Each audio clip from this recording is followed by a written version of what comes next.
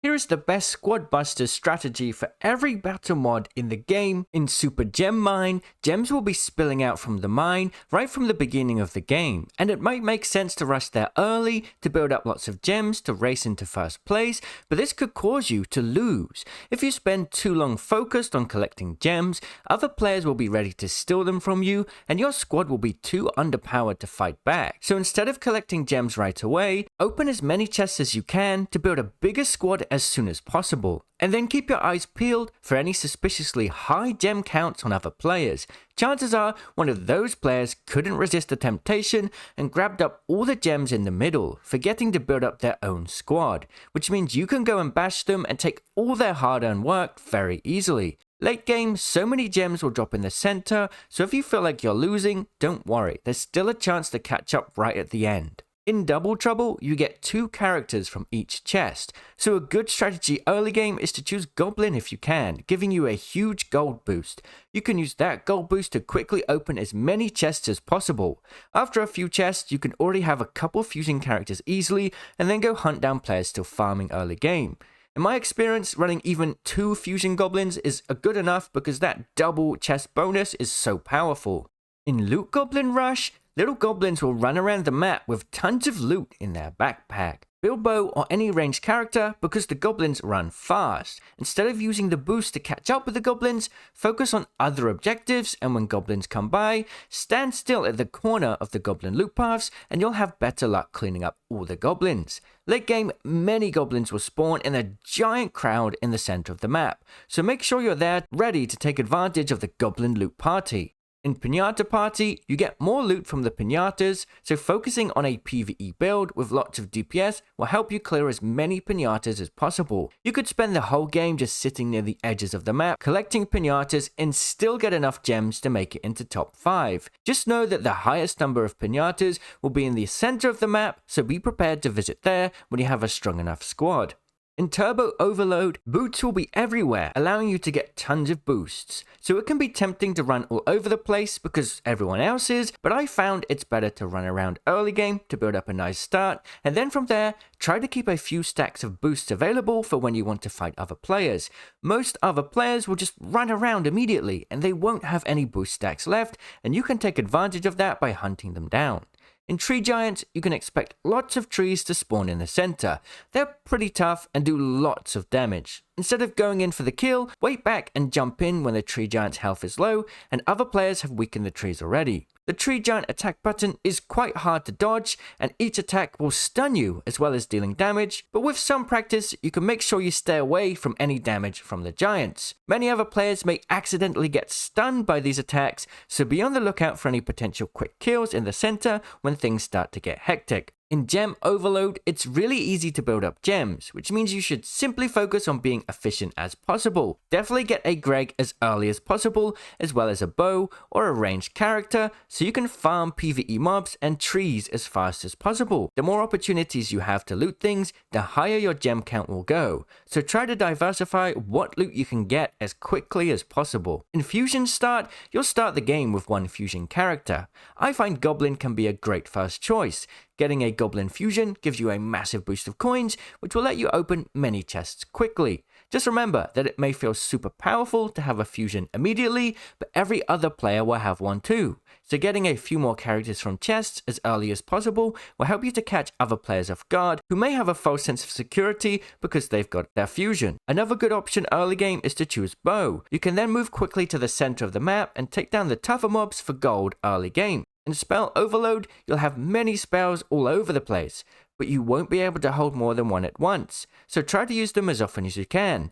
Bombs can clear trees, and the health spell will keep your characters from dying. Always try to keep a bomb on you at all times though, because they can stop players from chasing you. In Doppelgangers, every time you open a chest and choose a character, your whole squad will swap to what you've picked.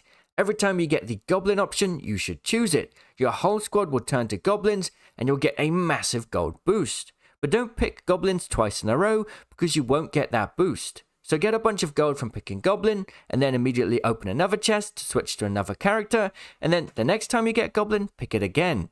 The best squad to pick outside of Goblin are ranged characters. It's easy to kite any players who may have chosen a simple melee squad. Make sure to be ready in the late game, because as soon as the epic chests appear, you'll be able to swap all of your squad to a stronger epic character. In Loot Surge, loot will spawn in a big grid around the map. The loot type that spawns can be different, but it always starts with coins, so this is the one time getting a chicken might be useful. Yeah, those extra boosts of spawn will help you get more coins faster, which can help you to build a strong squad before any other players. Another tip is the larger your squad, the more loot you'll be able to collect at once, and if you see spells spawn, try to just spam as many cannons down as you can, because that will help you massively, especially as the game is about to end. In Epic Overload, every chest is replaced with epic chests, meaning you can build a very strong squad. Just remember, everyone else will also have epic squads, so instead of focusing on PvP, which would be a fair fight, focus on PvE, where you'll have an advantage over the mobs that are weaker in comparison to your epic squad. In Whack-A-Mole, you'll want to open a few chests as soon as humanly possible, because if you try to take down the mole early game with 1 or 2 characters, they might not be able to damage it quick enough before the mole disappears. Later in the game, so many moles will appear, which will allow you to get tons of coins and even gems, so you could stay in the top position without needing to go near the chaos in the center of the map.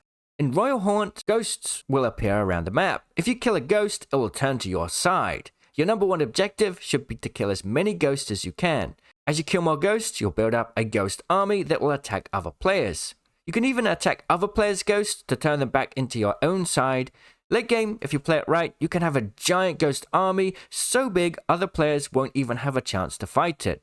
A great strategy for Royal Haunt is to attack ghosts and then follow your ghost army around the map, collecting loot and opening chests as you go. Your ghost army can get very big and provide a huge advantage over other players. Just be prepared, because if a player comes along and steals your ghost army, things could turn around fast, so make sure you've got some boosts ready to run away. In Chest Imposters, chest monsters can randomly spawn where chests are, and you must defeat them to open the chest. Doing so can get you some nice loot too. The chests have a strong knockback attack, so watch out. Luckily, the chest attack pattern is really easy to predict and dodge, so make sure to practice that. There's no gem mine in this mode, but there is a giant chest in the middle, and defeating that will give you tons of gems. Whilst the giant chest has a lot of health, its attacks are easy to dodge, just like the small chests. So try to build a bow-focused squad and hunt down the big chest early game for a massive boost in gold and gems. In Mega Start, everybody starts with a mega character, and every player suddenly thinks they're super powerful. Every player will try to be more aggressive and try to push fights, but here's a little secret. With everyone having a mega, you're all on the same page. So try to avoid fights and build up your squad like normal. Because having that mega will just give you a false sense of security, don't get too aggressive. Mega Start is also really based on luck. If you get the chicken, you're screwed. If you get El Tigre, take aggression and try to hunt down any other players because it's a really strong mega. In Golden Boots, you might think it's worth building a chicken, but there's so many Golden Boots everywhere already, it really isn't worth it. Just use those boosts to try and be faster with farming early game. Be prepared to carry a bomb, because most players will try to fight you more often because they have more movement speed. A lot of players seem to think they can just hold down the boost button for the whole game, but later that could come back to bite them because they've run out of boosts. So make sure you've got some stacked up for when you truly need it. In Gift Critters, these little critters will completely overrun the arena. It's pretty common sense to go hunt these down, but you can maximize your gems without ever having to fight another player. First build good DPS so you can take down as many critters as possible, and then build one trader in your squad. As you get coins from the critters, you get more and more gems. Try to get the trader as early as possible so you can take the advantage of his ability as soon as you can. Don't get him immediately though, because his DPS is terrible. Late game, bigger critters will spawn, especially in the center of the map, so try and rotate around the center to pick off more critters when you can. Subscribe for more Squad Busters content. Cheerio!